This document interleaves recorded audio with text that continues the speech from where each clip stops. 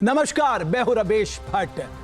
देश के 12 राज्यों में एसआईआर चल रहा है, लेकिन सबसे ज्यादा बवाल मैं कहूंगा पश्चिम बंगाल में मचा है। पश्चिम बंगाल की मुख्यमंत्री ममता बनर्जी का यह कहना कि अगर मुझे छूने की कोशिश की तो भारत को हिला दूंगी। उन्होंने बाकायदा मुख्य चुनाव आयुक्त को एक चिट्ठी भी लिखी है, जिसमें उनके डेलीगेशन को 28 तारीख को 11 बजे निर्वाचन आयोग में मिलने के लिए बुलाया गया है। बहरहाल सवाल उठ रहा है कि जब एसआईआर प्रक्रिया को सुप्रीम कोर्ट ने वैध ठहरा दिया है, तो आखिर राजनीतिक दल इसका विरोध क्यों कर रहे हैं? राजनीतिक दलों के अपने तर्क हैं, लेकिन क्या ये बात सही नहीं है कि जो चुनाव आयोग कर रहा है वो उसकी ताकत के निहित है, यानी वो एसआईआर करवा सकता है जो ताकत उसे संविधान ने दी है। आज इसी पर जो हमारे मुख्य सवाल हैं, और वो सवाल हैं एसआईआर पर पश्चिम बंगाल के मुख्यमंत्री ममता बनर्जी आग बबूला क्यों है? क्या वोटर लिस्ट रिवीजन के विरोध के पीछे असली वजह घुसपैठियों का वोट तो नहीं है? क्या चुनाव आयोग की एसआईआर प्रक्रिया पारदर्शी नहीं है? इन्हीं सवालों पे बात करने के लिए मेरे साथ बहुत ही खास मेहमान जुड़ रहे हैं। इस पैनल में डॉक्टर धनंजय गिरी, भारतीय जनता पार्टी के प्रवक्ता, आचार्य विक्रमादित्य, हिंदू धर्मगुरु, मीता चक्रवर्ती, कांग्रेस पार्टी की प्रवक्ता, और बादल देवनाथ, हमारे राजनीतिक विश्लेषक। आप सबका बहुत बहुत स्वागत, अभिनंदन। आपने धनंजय गिरी साहब, आपने ममता बनर्जी को इतना नाराज क्यों कर दिया है? देखिए भट्ट साहब, आज संविधान दिवस है और संविधान दिवस की सबको बधाई देते हुए मैं कहूंगा कि संविधान में ही प्रदत्त शक्तियां हैं कि चुनाव आयोग को ये अधिकार है कि एसआईआर करे, स्पेशल इंटेंसिव रिवीजन। और कोई पहली बार तो हो नहीं रहा है, पहले भी 13-14 बिहार को लेकर के 14 बार हो चुका है। और ये तय बात है कि जब ज़रूरत है, एक सर्टेन टाइम के बाद कुछ लोगों की मृत्यु हो जाती है, कुछ लोग 18 वर्ष के हो जाते हैं, कुछ लोगों का स्थानांतरण हो जाता है, उन सबको करके लोकतंत्र का महापर्व है चुनाव, और पर्व में शुद्धता का ख्याल रखा जाता है। तो इस महापर्व में भी जो अशुद्धियां हैं, जो गलत नाम है, जो गलत प्रविष्टियां हैं, जो गड़बड़ियां हैं, उसको ठीक किया जाए। ठीक करके सही मतदाता, सही लोग, सही मतदान, उसको सही तरह से मतदान विपक्ष कह रहा है ये सफाई करने की प्रक्रिया नहीं है, सफाया करने की प्रक्रिया है। तो जिसका भी नाम कटेगा भट्ट साहब, वो जो जीवंत प्राणी होगा, प्राणवंत होगा, वो खड़ा होकर के आकर के कहेगा बिहार में ही नाम कटे, हंगामा हुआ कि इसका काट दिया, उसका काट दिया। राहुल गांधी ने यात्रा भी निकाली, तमाम तरह की परेशानियां खड़ी की, लोगों को पकड़ के भी लाए। उन्होंने कहा कि मेरा नाम कट गया है। दूसरे दिन लोगों ने स्वीकार किया कि नहीं, किसी के बहकाव में आए थे, उनका नाम नहीं कटा। 65 लाख नाम कटे, 3 लाख बाद में जोड़े गए, जिन लोगों ने दावा किया। लेकिन मेरा कहना है कि वो कहाँ हैं वो लोग, कहाँ हैं वो लोग? आखिर अगर आप बताइए, एक जागरूक जन जो भूमि है, जहाँ एक भी व्यक्ति का नाम गलत कटेगा तो खड़ा होगा, अपनी बात कहेगा। बीएलए होते हैं, बीएलओ होते हैं, तमाम तरह की सुविधाएं हैं, कोर्ट खड़ा होता है, सुप्रीम कोर्ट में इसकी सुनवाई चल रही होती है, चुनाव आयोग होता है, स्थानीय प्रशासन के अधिकारी होते हैं। आप कौन सा ऐसा भ्रम है, कौन सा ऐसा दिक्कत है, आप जो इतना घबरा रहे हैं, आप जो इतना डरा रहे हैं, किसको आप छुपा रहे हैं, किस सत्य से पर्दा डाल रहे हैं? ठीक है, मीता चक्रवर्ती जी, अगर सुप्रीम कोर्ट इसे अवैध नहीं ठहरा रहा है, सुप्रीम कोर्ट ने जरूर कुछ बातें कही, लेकिन इस प्रक्रिया को अवैध नहीं ठहराया। उन्होंने कहा यह संवैधानिक प्रक्रिया है, चुनाव आयोग के संविधान ने ये शक्तियां दी हैं एसआईआर कराने की, फिर विरोध क्यों?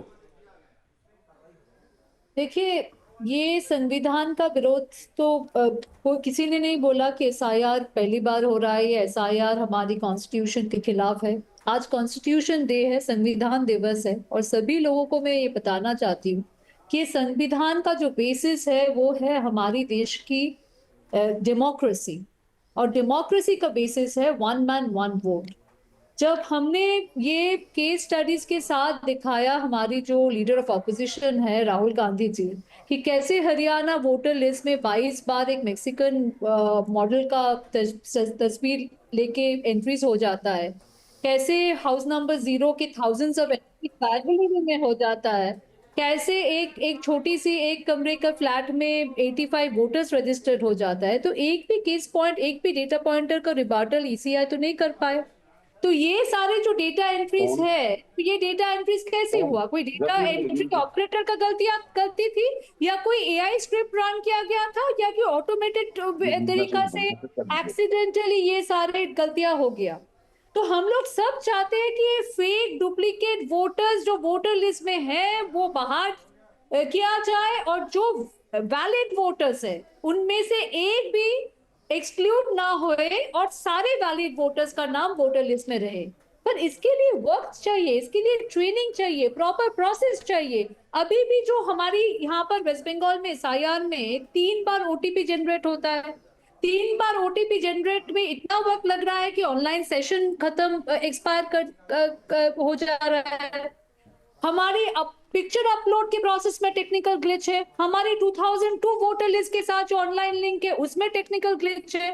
सारे स्क्रीनशॉट्स के साथ, एविडेंस के साथ हम लोग वेस्ट बंगाल कांग्रेस से, इलेक्शन कमीशन से हमने एक दरखास्त किया है कि सारे टेक्निकल ग्लिचेस है।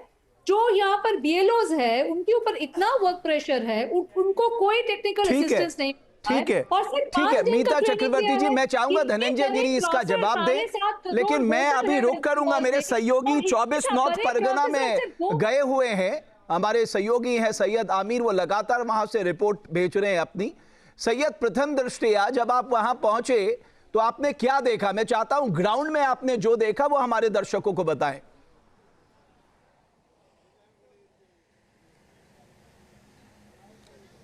देखिए, सबसे पहले तो ये कि पश्चिम बंगाल में जब हमने खास तौर पे बॉर्डर इलाकों पे हम जब गए तो वहां की स्थिति जो थी वो साफ तौर पर ये दर्शा रही थी कि बड़ी संख्या में घुसपैठ हुई है। पहला तो ये कि एसआईआर की प्रक्रिया जैसे ही शुरू हुई है उसके बाद से ही लगातार हम आपको चाहे नदिया का इलाका हो, चाहे मुर्शिदाबाद हो या फिर 24 परगना का इलाका हो, वहां के कई इलाकों में हम गए। आज हमने सुबह ही वहां से रिपोर्टिंग की है तो वहां पर जो बांग्लादेश बॉर्डर है वहां पर बड़ी संख्या में वो लोग आ गए जो घुसपैठिए थे, जिन्होंने 10 साल पहले, 20 साल पहले पैसा दे करके या फिर एजेंट के थ्रू जो है वो अंदर भारत में आ गए बांग्लादेश से, और बांग्लादेश से अंदर आकर के रहने लगे। लेकिन उनके पास अभी तक ना तो 2002, 2003 का कोई किसी तरह का वोटर आईडी या फिर किसी भी तरह का कागजात नहीं था। तो बड़ी संख्या में वो लोग अब आना बॉर्डर पे शुरू कर चुके हैं और वहां से अब अपने घर यानी कि अपने बांग्लादेश, अपने देश जाना चाहते हैं। तो सवाल खड़ा यह होता है कि जो 88 लाख वोटर की बात की जा रही है, जो ये कहा जा रहा है कि या तो वो मर चुके हैं और या तो वो घुसपैठिए हैं, तो वो कहां से आए हैं?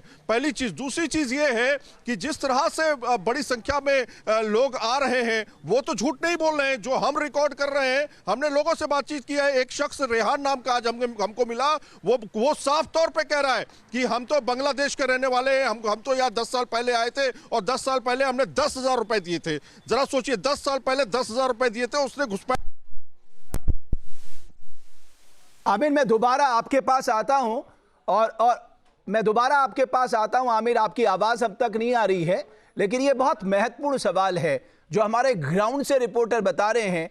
और मीता जी, आपने सुना हमारे सहयोगी किस तरह से बता रहे हैं कि साहब वहां पर अवैध बांग्लादेशी वोटर बन गए, तो कहीं ये घबराहट इस वजह से तो नहीं है? और ये कोई बीजेपी का एलिगेशन नहीं है, ये तो हमारे रिपोर्टर्स जो ग्राउंड में है वो वहां पर फेस कर रहे हैं, उन्होंने जो बातचीत की उसके बाद मैं आपसे पूछ रहा हूं। हमारे साथ लाइव जुड़े थे इस वक्त। तो इसके लिए कौन रिस्पॉन्सिबल है? हमारी बॉर्डर सिक्योरिटी फोर्स किनके अंडर आते हैं? होम मिनिस्टर के अंडर। अगर हमारी बॉर्डर से इलीगल इमिग्रेशन हो रहा है, अगर इलीगली बांग्लादेशी लोग यहाँ पर आके स्टेट के रिसोर्सेज को एक्सेस कर पा रहा है, तो ये तो कोई भी नहीं चाहेगा। बिल्कुल आपने ठीक कहा डॉक्टर धनंजय गिरी, ये सवाल आपके लिए उठेगा साहब कि अगर वो 10 साल पहले भी आया है, बॉर्डर क्रॉस किया है, अंदर आया है, अब उसने 10,000 दिए, 20,000 दिए, बात अलग, लेकिन आया कैसे? ये तो सवाल उठेगा ना। हाँ, तो ये ठीक है मीता जी, अभी डॉक्टर धनंजय गिरी जवाब देंगे ना, आपने पूछ लिया। देना पड़ेगा और होम मिनिस्टर को देना पड़ेगा कि आए कैसे हमारे देश में। देखिए, दो बातें हैं। एक तो आदरणीय गृह मंत्री जी ने पहले ही कह दिया है कि बॉर्डर की फेंसिंग बहुत से इलाकों में नहीं हो पा रही है। लोकल जो वहाँ सरकार है वो जगह उपलब्ध नहीं करा रही है, ज़मीन नहीं दे पा रही है, और इस कारण से सरकार का ज़मीन ही नहीं है, इसलिए ज़मीन का अभाव है वहाँ, इसलिए हम वहाँ पर बहुत से इलाकों में बॉर्डर फेंसिंग नहीं कर पा रहे। दूसरी बात, कांग्रेस पार्टी अगर घुसपैठियों पर सवाल पूछना चाहती है तो मैं एक छोटा सा फैक्ट बता दे रहा हूँ जिसमें कोर्ट भी शामिल है और सरकार भी शामिल है। 1992 मोहम्मद कलामुद्दीन करीम बुरभैया, 2 बांग्लादेशी नागरिक पाकिस्तान के रास्ते आसाम में आते हैं। 1994 आसाम में विधायक बन जाते हैं। 1996 आसाम हाईकोर्ट जजमेंट देता है कि ये दोनों बांग्लादेशी नागरिक हैं, दोनों की सदस्यता समाप्त होती है, जेल जाते हैं, डिटेन होते हैं और उनको बाहर किया जाता है। उस समय सरकार में ना हम, न कोर्ट से हमारा कोई लेना देना।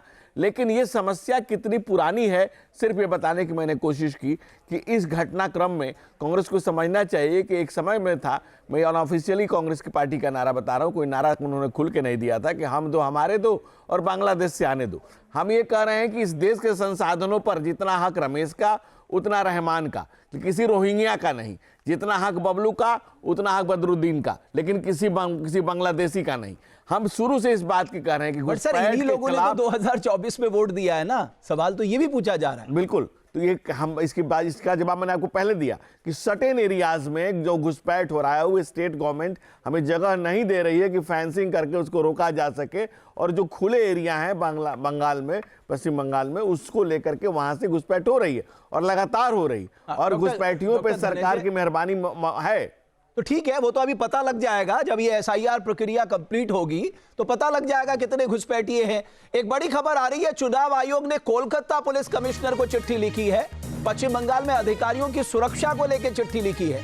पश्चिम बंगाल में सुरक्षा चूक के मामले सामने आ रहे हैं। ऑफिस के दफ्तर में सुरक्षा में चूक हुई है, यह कहना है इलेक्शनल कमिश्नर का, और उन्होंने बाकायदा चिट्ठी लिखी है। जहां भक्ति है हर शब्द में, कथाओं में छिपे हैं दिव्य रहस्य और ज्योतिष देता है जीवन को दिशा। धर्म से जुड़ी हर बातों को जानने के लिए हमारे चैनल स्तुति को सब्सक्राइब करें। चैनल पर जाने के लिए इस लिंक पर क्लिक करें।